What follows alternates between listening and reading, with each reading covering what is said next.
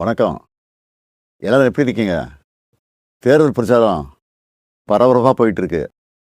தமிழ்நாடு பூரா நான் மக்களை சந்திச்சாலும், இந்த வீடியோ மூலமா சில விஷயங்கள உங்ககிட்ட மனசு விட்டு பேசணும்னு நினைக்கிறேன். இன்னும் கொஞ்ச நாள்ல எலக்ஷன். இந்த சமயத்துல எனக்கு ஒரு விஷயம் மைண்ட்ல வருது. 2021ல இதே மாதிரி ஒரு சட்டமன்ற தேர்தல். அந்த சமயத்துல சில பேரு ஸ்டாலின் இஸ் மோர் டேஞ்சரஸ் தென் கருணாநிதின்னு சொன்னாங்க.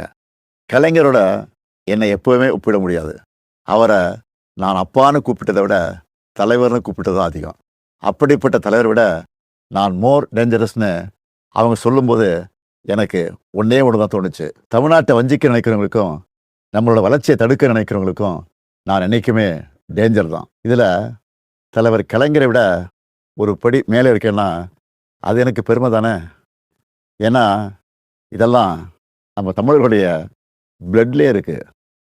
என் மேலே நம்பிக்கை வச்சு நீங்கள் என்ன சிஎம் ஆக்கி 5 வருஷம் ஆச்சு.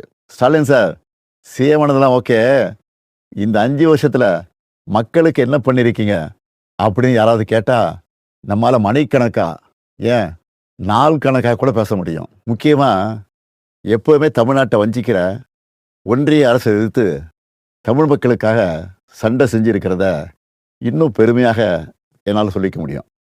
சமூக நீதியுடன் கூடிய வளர்ச்சிங்கிறது தான் நம்முடைய முதன்மையான குறிக்கோள்.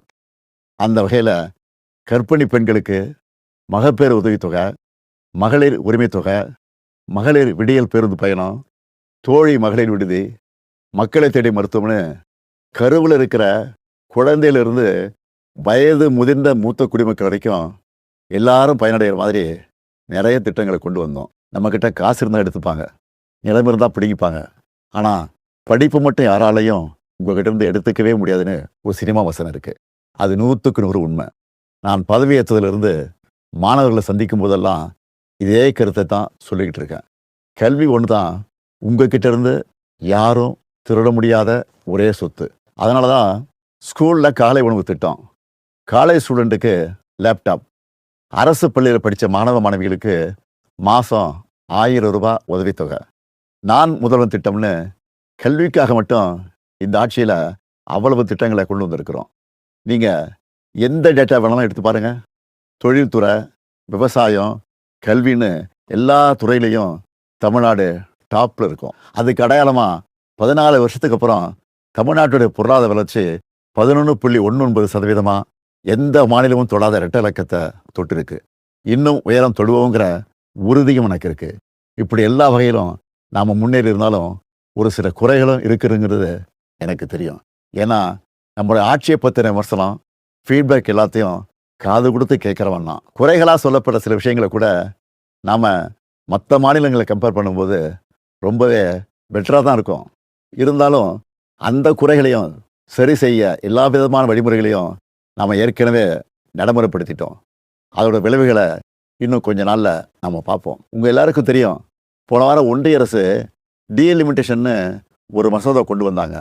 மக்கள் தொகையை கட்டுப்படுத்தி தொழில் வளர்ச்சியில் பெஸ்ட்டு பர்ஃபார்மிங் ஸ்டேட்டாக இருக்கிற நம்மளை தண்டிக்கிறதுக்காகவே அந்த மசோதாவை கொண்டு வந்த மாதிரி இருந்துச்சு. ஆனால் அந்த மசோதா வந்து அடுத்த நொடி முதல் எதிர்ப்பும் மசோதாவோட நகல் எரிப்பும் நம்ம தமிழ் மண்ணில் என் மூலமாக ஆரம்பிச்சது.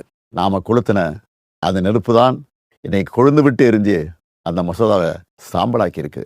தேர்தல் நடக்கிற இந்த சமயத்தில் இவ்வளவு ஆணவத்தோட நம்மளை வஞ்சிக்க நினைக்கிறாங்கன்னா, இந்த தேர்தலில் அவங்க அடிவருடி எடப்பாடி பழனிசாமி ஜெயிச்சு ஆட்சிக்கு வந்துட்டா என்னென்ன கொடுமைகள்லாம் இங்கே அரங்கேறும்னு நான் சொல்லி உங்களுக்கு தெரிய வேண்டிய அவசியம் இல்லை. பாஜக மாதிரி மந்தவாத சக்திகள் திமுகவை இந்துக்களுக்கு எதிரான கட்சின்னு பொய்யான ஒரு பிரச்சாரத்தை பண்ணிக்கிட்டு இருக்காங்க. திமுக ஒருபோதும் இந்துக்களுக்கு எதிரான கட்சி அல்ல. எங்கள் ஆட்சியில் தான் ஆயிரக்கணக்கான கோவில்களுக்கு குடமுழுக்கு பண்ணியிருக்கிறோம். 7000 கோடி மதிப்புள்ள கோவில் நிலங்களை மீட்டிருக்கிறோம். இப்படி பொய்யான பிரச்சாரம் பண்ணுறவங்களுக்கு ஒன்றே ஒன்று சொல்கிறேன், 60 வருஷமாக திராவிட கட்சிகள் ஆளுகிற தமிழ்நாட்டில் தான் இந்தியாவிலே அதிகமான கோவில்கள் இருக்குது. இன்னைக்கு அதிமுகங்கிற அடிமை கட்சிக்கு ஓனர் பாஜக. அவங்க ஆட்சி செய்கிற மாநிலங்களில் கிறிஸ்துமஸ் அன்னைக்கு சர்ச்சில் பூந்து கலவரம் பண்ணுறது, புல்டோசர் வச்சு இஸ்லாமிய மக்களோட வீடுகள் இடிக்கிறதுன்னு எவ்வளவோ கொடுமைகள் பண்ணுறாங்க. இதெல்லாம் தெரிஞ்சும் எடப்பாடி அவங்க காலில் விழுந்து கிடக்கிறாரு. ஆனால் சிறுபான்மை மக்களுக்கு ஒரு பிரச்சனைன்னா என்றைக்குமே நாங்கள் களத்தில் நிற்போம். அவங்க உரிமைகளுக்காக போராடுவோம். 1975 மிசாங்கிற ஒரு போரை அன்றைய ஒன்றிய அரசு நடத்தினப்போ அதை எதிர்த்து போரிட்டு வந்தான் இந்த ஸ்டாலின். அப்போ நான் ஒரு இளைஞன், கலைஞரின் மகன். இன்னைக்கு நான் அப்பா ஸ்தானத்தில் இருக்கிறேன். இப்போவும் நமக்கு எதிரான போரை எதிர்த்து நிற்கிறேன். எந்த பிரச்சனை வந்தாலும் தமிழ்நாட்டையும் தமிழர்களையும் பாதுகாத்து நிற்பேன். இது என்னுடைய உறுதிமொழி.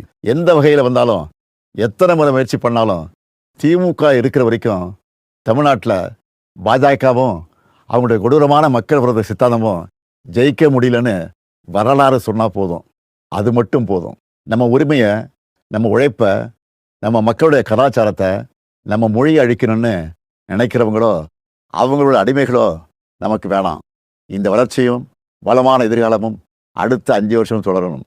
நான் உங்கள் அப்பாவா, அண்ணனா, தம்பியா, ஒரு தோழனா உங்ககிட்ட உரிமையோடு கேட்கிறேன்.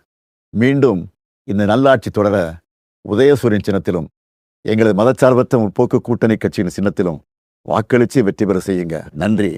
வெல்வோம் ஒன்றாக.